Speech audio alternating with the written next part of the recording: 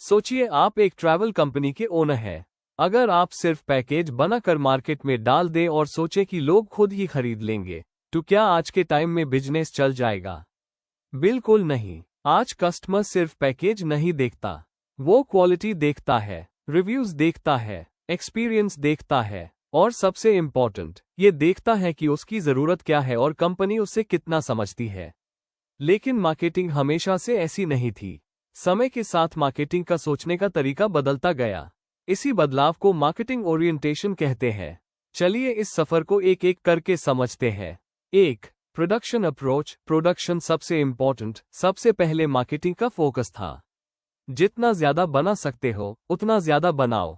उस समय फैक्ट्रीज नई नई शुरू हुई थी, लोगों के पास प्रोडक्ट्स की कमी थी, इसलिए कंपनीज का मानना था अगर प्रोडक्ट अवेलेबल होगा और सस्ता होगा तो लोग खरीद हाय लेंगे। इसीलिए पूरा फोकस प्रोडक्शन बढ़ाने पर था। कम कॉस्ट में ज्यादा production, mass production, affordable products. उस वक्त ये स्ट्रैटेजी काफी सक्सेसफुल भी रही क्योंकि लोगों के पास ऑप्शंस बहुत कम थे, जो मिलता था वही खरीद लेते थे। लेकिन धीरे धीरे प्रॉब्लम शुरू हुई। लोगों ने कहना शुरू किया, हमें सिर्फ प्रोडक्ट नहीं चाहिए, कुछ और बेटर चाहिए। यहीं से मार्केटिंग का अगला फेज शुरू हुआ। 2. Product approach. क्वालिटी सबसे इम्पोर्टेंट। ए फ्लैट कंपनीज ने सोचा कस्टमर क्वांटिटी नहीं क्वालिटी चाहता है, तो उन्होंने नए नए फीचर्स ऐड करना शुरू किया। Better design, better technology, better quality और ड्यूरेबल प्रोडक्ट्स। कंपटीशन बढ़ने लगा। हर कंपनी दूसरी कंपनी से बेटर प्रोडक्ट बनाना चाहती थी। लेकिन कुछ समय बाद फिर प्रॉब्लम आए। हर कंपनी क्वालिटी इंप्रूव कर रही थी, फिर भी सेल्स एक्सपेक्टेड लेवल तक नहीं बढ़ रही थी। टैब मार्केटर्स को समझ आया सिर्फ अच्छा प्रोडक्ट बनाना हाई काफी नहीं है, उससे बेचना भी आना चाहिए।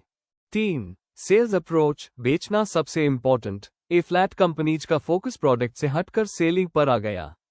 ट्रेनिंग दी जाने लगी, एडवर्टिजमेंट्स बढ़ने लगे, सेल्स टेक्निक्स डेवलप हुई, डोर टू डोर सेलिंग हुई, ऑफर्स दिए गए, डिस्काउंट दिए गए, टारगेट कंप्लीट करने का प्रेशर बढ़ गया।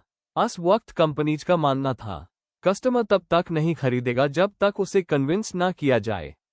ये अप्रोच काफी सक्सेसफुल रही, लेकिन इसमें एक प्रॉब्लम थी। इसमें पूरा फोकस सेलर पर था। कस्टमर क्या चाहता है ये कोई नहीं सोच रहा था, बस किसी तरह प्रोडक्ट बेचना था। इसी वजह से इस अप्रोच की भी क्रिटिसिज्म हुई। 4. Marketing approach. कस्टमर सबसे इम्पोर्टेंट। ए फ्लैट मार्केटिंग की दुनिया में सबसे बड़ा रेवोल्यूशन आया।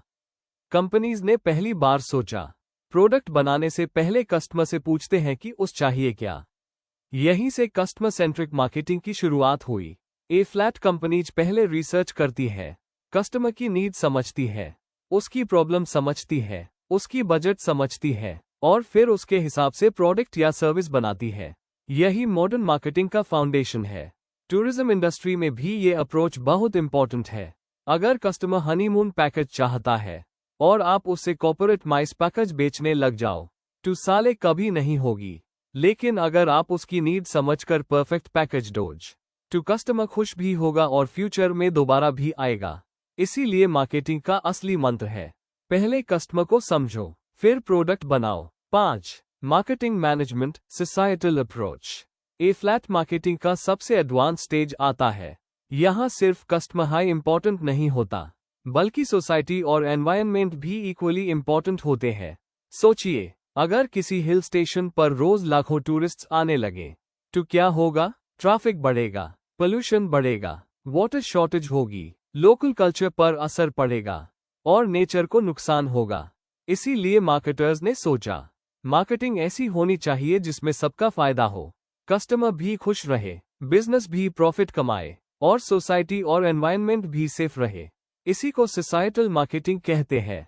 टूरिज्म में सोसाइटल मार्केटिंग का मतलब टूरिज्म इंडस्ट्री में इसका मतलब है सिर्फ टूरिस्ट को अट्रैक्ट करना हाई सक्सेस नहीं है। सक्सेस तब है जब टूरिस्ट को अच्छा एक्सपीरियंस मिले और लोकल लोग भी खुश रहें। एक्सपर्ट्स कहते हैं विजिटर सेटिस्फैक्शन बढ़ाओ, लेकिन डेस्टिनेशन की कैपेसिटी से ज्यादा टूरिस्ट्स मत बुलाओ। हर टूरिस्ट के लिए सही डेस्टिनेशन चूज करो। सिर्फ टूरिस्ट की संख्या बढ़ाना सक्सेस नहीं है। रियल सक्सेस तब है जब टूरिस्ट खुश होकर वापस जाए। और लोकल रेजिडेंट्स को भी टूरिज्म से फायदा मिले। यानी टूरिज्म में लोकल लोग भी कस्टमर की तरह इंपॉर्टेंट होते हैं। क्या एक हाई अप्रोच हमेशा सही होती है? नहीं, हर अप्रोच अपने टाइम के हिसाब से सही थी। जब मार्केट में प्रोडक्ट्स की कमी थी, टैप प्रोडक्शन अप्रोच बेस्ट थी। जब कंपटीशन बढ़ा, टैप प्रोडक्ट अप्रोच काम आए। जब प्रोडक्ट्स को बेचना मुश्किल हुआ, टैप सेल्स अप्रोच जरूरी बनी। जब कस्टमर पावरफुल हुआ, टैप मार्केटिंग अप्रोच आए। और जब एनवायरनमेंट और सोसाइटी की इंपॉर्टेंस समझ में आए, टैप सोसाइटल मार्केटिंग सबसे इंपॉर्टेंट बन गई। आज भी दुनिया के अलग अलग कंट्रीज और कंपनीज अलग सिचुएशंस के हिसाब से अलग अप्रोचेस यूज करती है। टूरिज्म मार्केटिंग में ये सब कैसे दिखता है? टूरिज्म इंडस्ट्री ने भी यही सफर बहुत तेजी से तय किया। शुरू में सिर्फ डेस्टिनेशन को प्रमोट किया गया, फिर टूरिज्म के इकोनॉमिक बेनिफिट्स बताए गए, उसके बाद एनवायरनमेंट को इंपॉर्टेंस दी गई, फिर लोकल कम्युनिटी को इंक्लूड किया गया, और आज टूरिज्म मार्केटिंग का फोकस है रिस्पॉन्सिबल टूरिज्म, सस्टेनेबल टूरिज्म और कस्टमर एक्सपीरियंस। यानी आज की टूरिज्म मार्केटिंग सिर्फ पैकेजेस बेचने की मार्केटिंग नहीं है, ये कस्टमर की नीड्स समझने, लोकल कम्युनिटीज का रिस्पेक्ट करने, एनवायरनमेंट को प्रोटेक्ट करने और हर ट्रैवलर को अनफॉरगेटेबल एक्सपीरियंस देने की मार्केटिंग बन चुकी है। सबसे बड़ी लर्निंग, अगर एक लाइन में समझें तो मार्केटिंग का इवोल्यूशन कुछ इस तरह हुआ। प्रोडक्शन अप्रोच, जो बना है वही बेचो। प्रोडक्ट अप्रोच, सबसे अच्छा प्रोडक्ट बनाओ। सेल्स अप्रोच, हर हाल में प्रोडक्ट बेचो। मार्केटिंग अप्रोच, कस्टमर की जरूरत समझो फिर प्रोडक्ट बनाओ। Societal marketing approach, customer, society और एनवायरनमेंट तीनों को साथ लेकर चलो। यही मॉडर्न टूरिज्म मार्केटिंग का असली फॉर्मूला है। सिर्फ डेस्टिनेशन मत बेचो, कस्टमर को वैल्यू, मेमोरेबल एक्सपीरियंस और रिस्पॉन्सिबल टूरिज्म का एहसास दो।